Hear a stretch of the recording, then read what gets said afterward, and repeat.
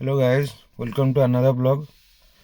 ଆଉ ଆଜି ଆମେ ଫ୍ୟାମିଲି ଲୋକଙ୍କ ସହିତ ଯାଉଛୁ ବଳଦେବ ଜିଉ କେନ୍ଦ୍ରାପଡ଼ା। ଆଉ ମୁଁ ମୋ ବୋଉ ମୋ ଅଙ୍କଲ ଆଣ୍ଟି ଆଉ ତାଙ୍କ ପୁଅ ଯାଉଛୁ। ଟ୍ରିପ୍ଟି ବହୁତ ମଜାଦାର ହେବ ବୋଲି ଆଶା କରାଯାଉଛି। ବଳଦେବ ଜିଉଙ୍କର ପ୍ରଭୁଙ୍କର ବହୁତ ମହାତ୍ମ୍ୟ ଅଛି ଏବଂ ମୁଁ ମୋ ବ୍ଲଗ୍ ସବୁ ମନ୍ଦିର ଫନ୍ଦିର ଉପରେ ବେଶୀ କରୁଛି, କାରଣ ଆମେ ଯେହେତୁ ହିନ୍ଦୁ ଧର୍ମର। ଆଉ ମୁଁ ଦେଖିଲି କି ଏଇଟା ଗୋଟେ ଭଲ ଆମ ଯେଉଁମାନେ ହିନ୍ଦୁ ଧର୍ମର ଲୋକମାନେ ଅଛନ୍ତି ତାଙ୍କୁ ଆମ ସଂସ୍କୃତି ବିଷୟରେ ଜଣାଇବା, କେଉଁଠି କ'ଣ ମନ୍ଦିର ଫନ୍ଦିର ଅଛି ଜଣାଇଲେ ଲୋକମାନେ ଟିକେ ଧର୍ମ ସ୍ପିରିଚୁଆଲ୍ ଆଡ଼କୁ ମାନେ ଇନକ୍ଲାଇନ୍ ହେବେ, ଯେଉଁଟାକି ଭଲ କଥା। ଆଉ ସେଇଥିପାଇଁ ସେଇ ସିରିଜ୍ରେ ମୁଁ ଏବେ ଯାଉଛୁ ଘର ଲୋକଙ୍କୁ ନେଇ ବଳଦେବ ଜିଉ। ଆପଣମାନେ ବ୍ଲଗ୍ରେ ବନି ରୁହନ୍ତୁ, ଯେଉଁଠି ଯାହା ଯାହା କିଛି ଇଣ୍ଟରେଷ୍ଟିଂ ଜିନିଷ ହେବ ମୁଁ ସବୁ ଭିଡ଼ିଓରେ ପକାଇବି ଏବଂ ଆପଣଙ୍କ ସହିତ ସେୟାର କରିବି। ତେଣୁ ଟୁ ବି କଣ୍ଟିନ୍ୟୁଡ୍। ଶ୍ରୀ ଶ୍ରୀ ବଳଦେବ ଜୀଉଙ୍କୁ ଜଗନ୍ନାଥଙ୍କର ପ୍ରତିବିମ୍ବ କହିଲେ ମଧ୍ୟ ଅତ୍ୟୁକ୍ତି ହେବ ନାହିଁ। ଏଠି ଯେମିତି ପୁରୀ ମନ୍ଦିରରେ ଯାହା ଯାହା ସବୁ ପରମ୍ପରା ଅଛି, ଏଠି ମଧ୍ୟ ସେମ୍ ଟାଇପ୍ର ସବୁ ପରମ୍ପରା। ଏଠି ବି ଜଗନ୍ନାଥ, ବଳଭଦ୍ର, ସୁଭଦ୍ରାଙ୍କ ବିଗ୍ରହ ପୂଜା ପାଏ ଏବଂ ମନ୍ଦିର ପ୍ରାଙ୍ଗଣରେ ଅନ୍ୟାନ୍ୟ ମନ୍ଦିର ମଧ୍ୟ ଅଛନ୍ତି, ଯେମିତି ନବଗ୍ରହ ମନ୍ଦିର ଅଛି, ଶନି ମନ୍ଦିର ଅଛି, ମାତା ଲକ୍ଷ୍ମୀଙ୍କର ମନ୍ଦିର ଅଛି, ଭିନ୍ନ ଭିନ୍ନ ପ୍ରକାରର ମନ୍ଦିର ମଧ୍ୟ, ଭିନ୍ନ ଭିନ୍ନ ଦେବାଦେବୀଙ୍କର ମନ୍ଦିର ମଧ୍ୟ ଅଛି। ଏଠି ପହଞ୍ଚିବାକୁ ହେଲେ ଆପଣମାନଙ୍କୁ ଗୁଗୁଲ୍ ମ୍ୟାପ୍ର ସହାୟତା ନେବେ। ମୁଁ ମଧ୍ୟ କାଲି ଗୁଗୁଲ୍ ମ୍ୟାପ୍ର ସହାୟତା ନେଇ ଯାଇଥିଲି। Exact pinpoint location Google ମ୍ୟାପ୍ରେ ଆପଣ ଦେଖିପାରିବେ ଏବଂ ଆପଣ ଯେକୌଣସି ଓଡ଼ିଶାର ଯେକୌଣସି ପ୍ରାଙ୍ଗଣରୁ ଆସୁଛନ୍ତି, ଯେକୌଣସି ଏରିଆରୁ ବି ଆସୁଛନ୍ତି, ଯଦି ଆପଣ ବଳଦେବ ଜିଉ ଟେମ୍ପୁଲ୍ ମାରିକି ଗୁଗୁଲ୍ ମ୍ୟାପ୍ରେ ସର୍ଚ୍ଚ କରିବେ ତାହେଲେ ଆପଣଙ୍କୁ ଏକ୍ଜାକ୍ଟ ପିନ୍ ପଏଣ୍ଟ ଲୋକେସନ୍ ଦେଖେଇବ। ଏଠିକାର ଲୋକମାନେ ବି ବହୁତ ହେଲ୍ପଫୁଲ୍। ଯଦି ବି ରାସ୍ତାରେ ଆପଣମାନେ କେଉଁଠି ବାଟ ଭୁଲ ହେଲେ କି କ'ଣ ହେଲେ କେଉଁ ଲୋକଙ୍କୁ ଯଦି ପଚାରିବେ, ସେ ଭାଇମାନେ ଆପଣମାନଙ୍କୁ ମଧ୍ୟ ଭଲସେ ହେଲ୍ପ କରିଦେବେ। ମନ୍ଦିରର ପରିବେଶ ବହୁତ ଭଲ। ହଁ, ଏଠିକାର ଯେଉଁ ପଣ୍ଡାମାନେ ଅଛନ୍ତି ସେ ସବୁ ଜାଗା ଭଳି ଏଠିକି ମଧ୍ୟ ପ୍ରାୟ ହିନ୍ଦୁ ମନ୍ଦିର ଭଳି ଏଠି ମଧ୍ୟ ପଣ୍ଡାମାନେ ଟିକେ ପଇସା ପତ୍ର ଲୁଟିବା ଚକ୍କରରେ ଅଛନ୍ତି। ତେଣୁ ଆପଣମାନେ ସେ ଜିନିଷରୁ ବଞ୍ଚିକି ରୁହନ୍ତୁ। ଏଠି ଆସିଲେ ସେ ଆପଣମାନେ କେଉଁ ଏରିଆରୁ ଆସିଛୁ ବୋଲି ପଚାରିବେ। ତ ଆପଣମାନେ ପାଖାପାଖି ଏରିଆ ବିଷୟରେ କହିଲେ ସେମାନେ ଆପଣଙ୍କୁ ଏତେ ଲୁଟିବେନି ଏବଂ ଭଲରେ ଟ୍ରିଟ୍ କରିବେ। ତେଣୁ ଆପଣମାନେ ଏସବୁ ଜିନିଷ ମାଇଣ୍ଡରେ ରଖିବା ଉଚିତ।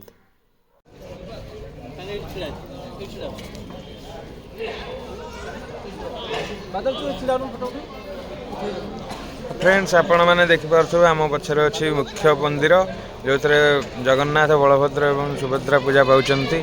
ଏପଟ ସାଇଡ଼୍ରେ ଦେଖିଲେ ଆପଣମାନେ ଦେଖିପାରୁଥିବେ ଶନିଦେବଙ୍କର ମନ୍ଦିର ଅଛି, ଶନିଦେବ ଏବଂ ନବଗ୍ରହଙ୍କର ମନ୍ଦିର। ପଛପଟେ ଗଲେ ମାତା ଲକ୍ଷ୍ମୀଙ୍କର ମନ୍ଦିର ମଧ୍ୟ ଅଛି ଏବଂ ଏଠି ମାତା ଲକ୍ଷ୍ମୀ ପୂଜା ପାଉଛନ୍ତି। ଆପଣମାନେ ଦେଖିପାରୁଥିବେ ସେଠି ଭୋଗ ଦୋକାନ ଏବଂ ରସାବଳି, ପୁଟୁଳି ପିଠା ମଧ୍ୟ ମିଳୁଛି ଏବଂ ମନ୍ଦିରଟି ବହୁତ ପରିଷ୍କାର ଅଛି, ସଫା, ସବୁଆଡ଼େ ସଫା ଅଛି। ଏଠି ଭକ୍ତମାନଙ୍କର ବହୁତ ହିଁ ବେଶୀ ଭିଡ଼ ଅଛି। ଭକ୍ତମାନେ, ଶ୍ରଦ୍ଧାଳୁମାନେ ଆସିଛନ୍ତି ଏବଂ ବହୁତ ହି ସୁନ୍ଦର ପରିବେଶ ଭିତରେ, ଆଧ୍ୟାତ୍ମିକ ପରିବେଶ ଭିତରେ ଲୋକମାନେ, କିଛି ଲୋକ ଅବଢ଼ା ଖାଇ ବର୍ତ୍ତମାନ ଏଠି ବିଶ୍ରାମ କରୁଛନ୍ତି, କିଛି ଲୋକ ତାଙ୍କର ବୁଲାବୁଲି ଚଲେଇଛନ୍ତି। ବହୁତ ହିଁ ମଜା ଲାଗୁଛି। ହଉ,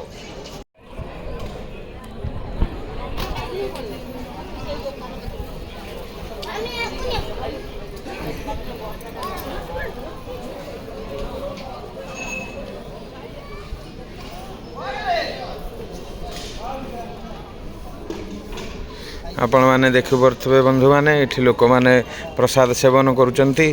ପ୍ରସାଦ ସେବନ କରିକି ନିଜକୁ ଆପ୍ୟାୟିତ କରୁଛନ୍ତି ଠାକୁରଙ୍କ ପ୍ରସାଦ।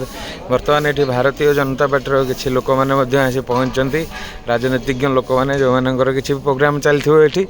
ଯାହା ହେଉ, ଭଗବାନଙ୍କ ଆଶୀର୍ବାଦରୁ ଆମର ରାମ ମନ୍ଦିର ପ୍ରତିଷ୍ଠା ହେଉଛି ଜାନୁଆରୀ 22 ତାରିଖ ଦିନ ଅଯୋଧ୍ୟାରେ ଏବଂ ଭାରତୀୟ ଜନତା ପାର୍ଟି, ଆମର ମାନନୀୟ ପ୍ରଧାନମନ୍ତ୍ରୀ ମୋଦିଜୀ ଏବଂ ଅମିତ ଶାହାଜୀଙ୍କ ଦ୍ୱାରା ବହୁତ ବଡ଼ କାମ କରାଯାଇଛି ହିନ୍ଦୁ ଧର୍ମ ଲୋକମାନଙ୍କ ପାଇଁ। ସେଥିପାଇଁ ଆମେ ବହୁତ ବହୁତ ଗର୍ବିତ ଏବଂ ବିଜେପିକୁ ଅଶେଷ ଅଶେଷ ଧନ୍ୟବାଦ। ସେଥିପାଇଁ ଆପଣମାନେ ଦେଖିପାରୁଥିବେ ମାତା ଲକ୍ଷ୍ମୀଙ୍କ ମନ୍ଦିର ମଧ୍ୟ ଏଠାରେ ଅଛି ଏବଂ ଲୋକମାନେ ଏଠି ଅଭଡ଼ା ମଧ୍ୟ ଖାଉଛନ୍ତି। ଭଲ ଫଟୋ ମଧ୍ୟ ଉଠାଉଠି ଚାଲିଛି। ସବୁ ନାଁରେ ଦେଖିବାକୁ ଗଲେ ମନ୍ଦିରଟି ଆସିକି ବହୁତ ବଢ଼ିଆ ଲାଗିଲା। ଏଠିକାର ପରିବେଶ ବହୁତ ଭଲ, ଭକ୍ତି ଭାବରେ ଭରପୁର ଏବଂ ବହୁତ ମଜା ଲାଗିଲା। ହ୍ୟାଲୋ ଫ୍ରେଣ୍ଡସ୍, ଆପଣମାନେ ଦେଖୁଥିବେ ଯେମିତି ଭାବରେ ଏଇଠି ସବୁ ଲାଇନ୍ରେ ହାଣ୍ଡି କୁଣ୍ଡେଇ ରଖି ଅବଢ଼ା ପରିବେଷଣ କରାଯାଉଛି। ଏଇଟା ହିଁ ପ୍ରସାଦ, ଠାକୁରଙ୍କ ପାଖରେ ଏହି ପ୍ରସାଦ ଭୋଗ କରାଯାଏ। ଓଡ଼ିଶାର ଥିବା ମନ୍ଦିର ଭିତରୁ ଏଇଟା ଏକ ସ୍ୱତନ୍ତ୍ର ମନ୍ଦିର, କାରଣ ଏଠି ଖାଇବାରେ ହିସାବରେ ପ୍ରସାଦ ହିସାବରେ ଅଭଡ଼ା ଏବଂ ଯାହା ପୁରୀ ମନ୍ଦିରର ସିଷ୍ଟମ୍ ସେଇଭଳିଆ ଏଠି ସେଇ ମନ୍ଦିରଟି ଆପଣ ଦେଖିପାରୁଥିବେ ଯେଉଁଟା ଏବେ ସ୍କ୍ରିନ୍ରେ, ସେଇ ମନ୍ଦିରରେ ଜଗନ୍ନାଥ, ବଳଭଦ୍ର, ସୁଭଦ୍ରା ଅଛନ୍ତି, ଯେଉଁଠି ଆମେ ଦର୍ଶନ କଲୁ। ଠାକୁରଙ୍କର ଫଟୋ ଉଠାଇବା ଏଠି ବାରଣ, ସେଥିପାଇଁ ଠାକୁରଙ୍କ ଫଟୋ ଉଠାଇ ହେଉନି, କିନ୍ତୁ ବହୁତ ଭଲ ଭାବରେ ଦର୍ଶନ ହେଲା। ପୁରୀ ମନ୍ଦିରରେ ବହୁତ ଭିଡ଼ ଥାଏ, ସେଠି ଦର୍ଶନ ହୋଇପାରେନି, ଆଉ ବହୁତ ସାରା ଲୋକ ଆସନ୍ତି, କିନ୍ତୁ ଏଠି ଠାକୁରଙ୍କର ଭଲସେ ଦର୍ଶନ ହେଲା, ବହୁତ ପାଖରୁ ଯାଇ ଦର୍ଶନ କରିପାରିଲି। ସେଥିପାଇଁ ନିଜକୁ ସୌଭାଗ୍ୟାନ୍ୱିତ ମନେ କରୁଛି। ଆପଣମାନେ ବ୍ଲଗ୍ରେ ବନେଇ ରୁହନ୍ତୁ, ଆଗକୁ ଆଗକୁ ମୁଁ ଆହୁରି ଭଲ ଭଲ ଜିନିଷ ଆପଣମାନଙ୍କୁ ଦେଖେଇବି। ଦେଖିପାରୁଥିବେ ଫ୍ରେଣ୍ଡସ୍ ମାନେ, ଏଇଟା ହେଲା ଠାକୁରଙ୍କ ପ୍ରସାଦ, ଭାତ, କାନିକା, ଖଟା, ବେସର ଏବଂ ଶାଗ ମୁଗ। ବର୍ତ୍ତମାନ ଆମେ ଆକୁ ପ୍ରସାଦ ସେବନ କରିବା ଏବଂ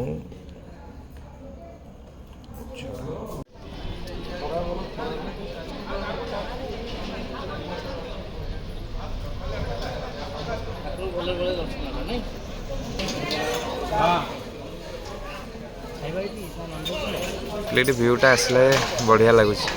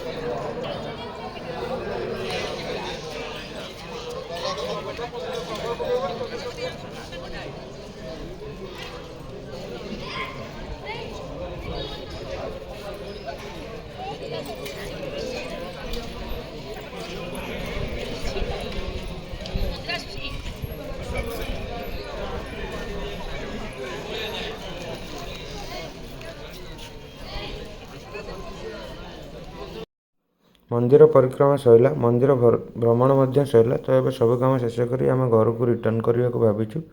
ଆପଣମାନଙ୍କୁ ଏହି ବ୍ଲଗ୍ଟି କେମିତି ଲାଗିଲା କମେଣ୍ଟ କରି ନିଶ୍ଚୟ ଜଣାଇବେ। ଦୟାକରି ଭିଡ଼ିଓଟିକୁ ଲାଇକ୍ ଏବଂ ଚ୍ୟାନେଲକୁ ସବସ୍କ୍ରାଇବ୍ କରିବାକୁ ଭୁଲିବେନି। ଆଉ ଏହି କଣ୍ଟେଣ୍ଟ, ଏହି ସିରିଜ୍, ଯେମିତି ହିନ୍ଦୁମାନଙ୍କର ମନ୍ଦିର ଯେସବୁ ଅଛି ସେସବୁ ଭିଡ଼ିଓ ଉପରେ ଯେଉଁ ସିରିଜ୍ଟି ମୁଁ ବନେଇଛି ସେଗୁଡ଼ା ତା ଉପରେ ଆପଣଙ୍କ ଫିଡ଼ବ୍ୟାକ୍ କ'ଣ ମଧ୍ୟ ନିଶ୍ଚୟ ଜଣାଇବେ। ରହୁଛି। ଜୟ ଜଗନ୍ନାଥ।